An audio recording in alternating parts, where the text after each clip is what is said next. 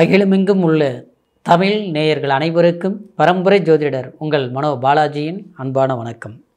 மகர ராசியில் பிறந்த அன்பர்களுக்கு அக்டோபர் மாத ராசி பலன்.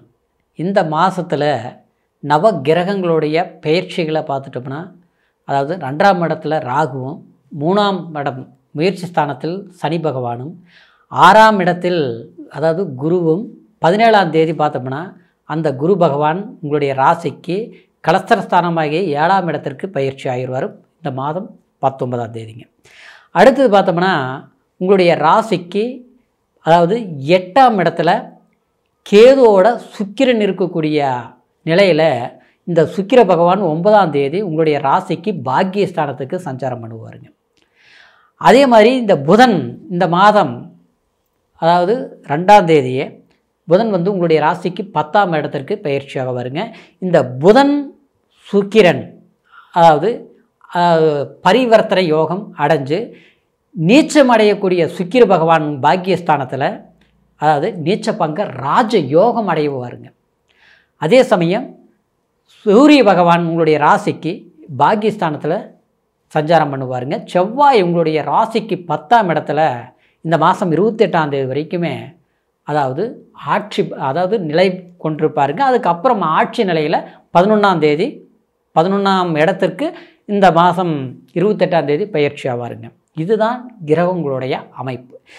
இந்த மாறுதலால் உங்களுடைய ராசிக்கு எப்பேற்பட்ட பலன்கள் உங்களுக்கு நடக்கப் போகுது அப்படிங்கிறத பற்றி தாங்க இந்த பதிவில் இப்போ நம்ம பார்க்க போகிறோம்ங்க. ஃபஸ்ட் டைம் பார்க்குறவங்களா இருந்தீங்கன்னா சப்ஸ்கிரைப் பண்ணி பெல் பட்டன் அழுத்தி ஆல் ஆப்ஷன் கொடுங்க. மகர ராசி அப்படின்னா மகரம் சனியோடைய ஆதிக்கத்தில் பிறந்தவங்க. மகரம் கடும் உழைப்பாளிங்க. எதையுமே தன் முயற்சினால் தன் உழைப்பால் தான் சாதுர்த்தியமாக சாதிக்க முடியும் அப்படிங்கிற தன்னம்பிக்கை கொண்டவங்க. இந்த 12 ராசிகளையும் அதிகமான பலம் இந்த எண்ணம் மகர ராசிக்காரருக்கு அதிகமாக இருக்குது.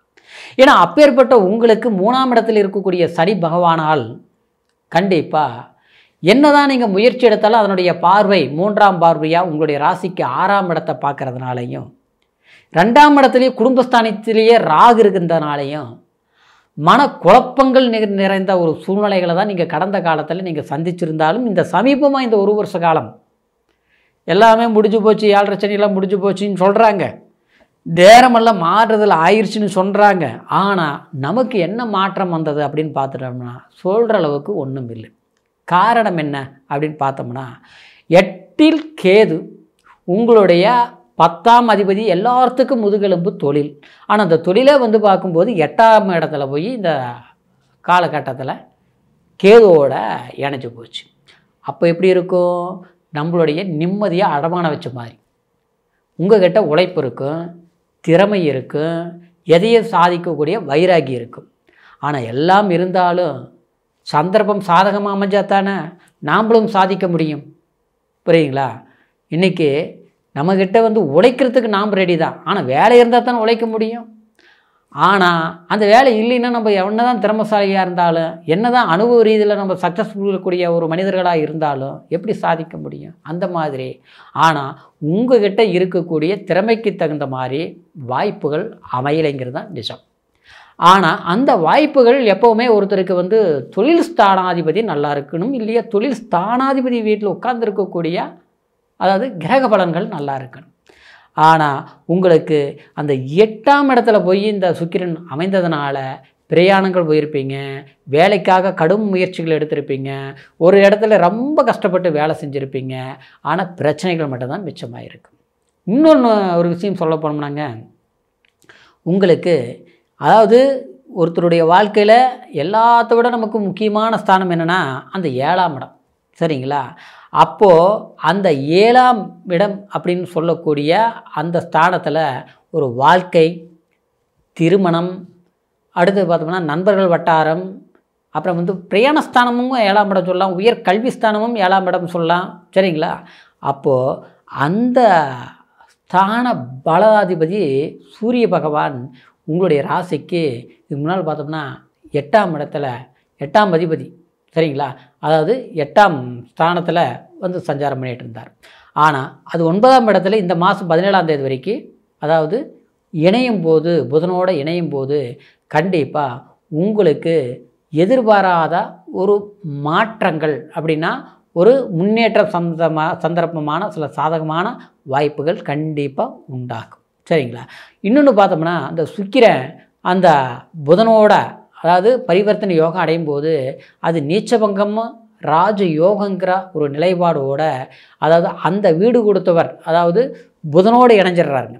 அப்போது உங்களுக்கு ஆதாயமான சில தொழில் விஷயங்கள், அதாவது உழைப்பால் நமக்கு வந்து சாதிக்கக்கூடிய, நம்ம உழைச்சிருப்போம் ஆனால் பலன்கள் இல்லைன்னு சொன்னோம் பார்த்தீங்களா, அந்த வாய்ப்புகள் இந்த காலகட்டத்தில் இந்த மாதத்தில் உங்களுக்கு ஏற்படும். அப்போது புதிய தொழில் தொடங்கிறது, புதிய வாய்ப்புகளை நம்ம உருவாக்கிக்கிறது, நம்ம ஒருத்தர்னால வந்து நம்மளுடைய பணம் கூட அடுத்தவங்ககிட்ட கொடுத்துருப்போம், அது வராமல் போய் இருக்குது, அது வந்துருமா வரவே வராதாட்டு இருக்குது அப்படின்னு நினச்சிட்ருப்போம். சரிங்களா. கேட்டு கேட்டு பார்த்து சலிச்சு போச்சு, நம்ம வேலை பார்த்த பணம் உழைச்ச பணம் கிடைக்கலையே, ஆதங்கத்தில் இருப்போம், கிடைக்காதுன்னே நினச்சிட்ருப்போம். திடீர்னு பார்த்தோம்னா வந்துடும். அந்த மாதிரி விஷயங்களில் எப்போ நடக்கும்னா இந்த நீச்சபங்க ராஜ்யோங்கிற ஸ்தானத்தில் நடக்கும். அப்புறம் லாபாதிபதி 10ஆம் இடத்துல 28ஆம் தேதி வரைக்கும் இருக்கிறதுனாலையும், சுகஸ்தானாதிபதியாகவும் அந்த செவ்வாய் வந்து உங்களுக்கு இருக்கிறதுனாலையும், ஆனால் 10ஆங்கிறது தொழில் ஸ்தானமாச்சு இல்லைங்களா.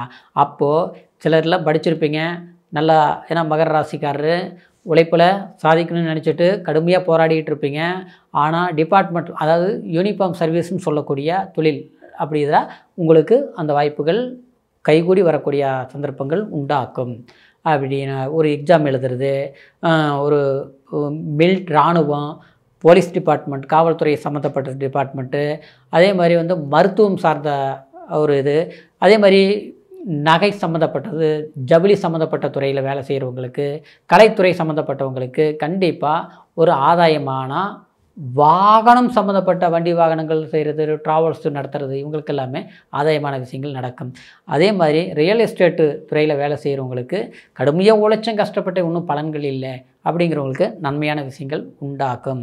இந்த குரு வந்து அதிசார பயிற்சினால் உங்களுடைய ராசிக்கு 7ஆம் இடத்துக்கு, 8ஆம் இடத்துல 6ஆம் இடத்துல இருக்க குரு 7ஆம் இடத்துக்கு சஞ்சாரம் பண்ணுறாருக்கு, உச்சபலம் அடைய போகிறார். சரிங்களா. அப்போ அந்த உச்சபலம் அடையும் போது அந்த குரு வந்து 3ஆம் இடத்தை பார்க்கும்போது உங்களுடைய முயற்சி அற்புதமாக இருக்கும், வளர்ச்சியாக இருக்கும். கல்யாணமாகாமல் கஷ்டப்பட்டு இருக்கிறீங்க பார்த்தீங்களா, எனக்கு 30 வயசாகி போச்சு, 35 வயசாகி போச்சு, பொண்ணு அமையலை, நான் 10 வருஷமாக பொண்ணு பார்க்குறேன், ஒரு கல்யாணம் பண்ணி அதுவும் சரியில்லை, இப்படிலாம் நடக்கும் சிலருக்கெல்லாம் பார்த்தோம்னா. ஏன்னா 7.5 சனி வேறு நடத்துது, கல்யாணம் ஆயிருக்காது, சிலருக்கு ஆயும் பிரச்சனையிலேயே போயிட்டுருக்கோம், ஆளுக்கு ஒரு பக்கம் பிரிஞ்சிருப்போம், சண்டையில் பிரச்சனை இல்லை, நல்லா வந்தா ஏன்னா எங்கிட்ட எனக்கு பார்த்தா இந்த மாதிரி பிரச்சனை இருக்குதுன்ட்டு ரொம்ப வருத்தப்பட்டு இருப்பீங்க மகர ராசிக்காரர். ஏன்னா அந்த மாதிரி சூழ்நிலைகள் நடந்துட்டு இருக்குது. சரிங்களா. அது எல்லாமே மாற்றங்கள் கொடுக்கக்கூடிய, மாறுதலான வாய்ப்புகள் கொடுக்கக்கூடிய குரு அற்புதமான பாக்கியத்தை கொடுப்பார். காரணம்னா உச்ச குரு. சரிங்களா. அது 3ஆம் இடத்தை பார்க்கறதுனால உங்களுடைய முயற்சியில் சக்ஸஸ்ஃபுல். இது எந்த அளவுக்கு சாத்தியமாகும் அப்படின்னு பார்த்தோம்னா, திருமணத்தை மட்டும் இல்லை, குழந்தை பாக்கியம், புத்திர பாக்கியம், வீடு, மண்மனை, இதெல்லாமே சார்ந்த விஷயங்கள் சக்ஸஸ்ஃபுல்லாக உண்டாகிறதுக்கு உண்டான வாய்ப்புகள் இருக்குதுங்க. இது கோட்சார பலன் தான் நான் இப்போ உங்களுக்கு சொல்லியிருக்கிறேன். இருந்தாலும் பிறப்பு ஜனன ஜாதகத்தை ஒரு முறை பார்த்துக்கணும். ஏன்னா ஜனன ஜாதகத்தில் தான் தசாபுத்தி பலன்களை பார்த்துக்க முடியும். அப்புறம் லக்னம், என்ன லக்னம் தெரிஞ்சால் தான் அந்த ஸ்தான பலங்கள், எந்தெந்த யோகங்கள் இருக்குது, எந்த மாதிரி பலவீனங்கள் இருக்குது, ஜாதகத்தில் தோஷங்கள் எல்லாம் இருக்குங்க. சரிங்களா. பூர்வ புண்ணிய தோஷமெல்லாம் இருந்ததுன்னா நம்மளை வந்து கஷ்டப்படுவோம், வளர்ச்சியே ஆக மாட்டோம். அதெல்லாம் பிறப்பு ஜனன ஜாதகத்தை தான் நம்ம தெரிஞ்சுக்க முடியும். அது வந்து பூர்வீகத்தில் இருக்கிறதுனால கூட பாதிப்புல இருக்கலாம், இல்லை பூர்வ புண்ணிய வம்சாவளி பாதிப்புல இருக்கலாம், அதுக்கு ஒரு பரிவர்த்தனை, அது கோயிலுக்கு போகிறது, சாமி ஏதாவது ஒரு நிமோஷனங்கள் இருக்கும். அது பண்ணுனா நம்மளுடைய வாழ்க்கையில் முன்னேற்றங்கள் இருக்கும். அதுக்கு ஜாதகம் பார்த்து தான் நம்ம தெரிஞ்சுக்கணும். அதை நீங்கள் பார்த்து தெரிஞ்சுக்கோங்க. உங்களுடைய ஜாதகத்தை நம்மக்கிட்ட பார்க்கணும்னா ஃபோன் பண்ணி date of birth, time, place மூணையும் தெரியப்படுத்தி உங்களுடைய ஜாதக பலன்களை தெரிஞ்சுக்கிட்டு இனி வரக்கூடிய காலம் உங்களுக்கு அற்புதமான காலமாக அமையணுங்கிற ஒரு வாழ்த்துக்களோட அடுத்த பதிவில் சந்திக்கிற வரைக்கும் நன்றி, வணக்கம்.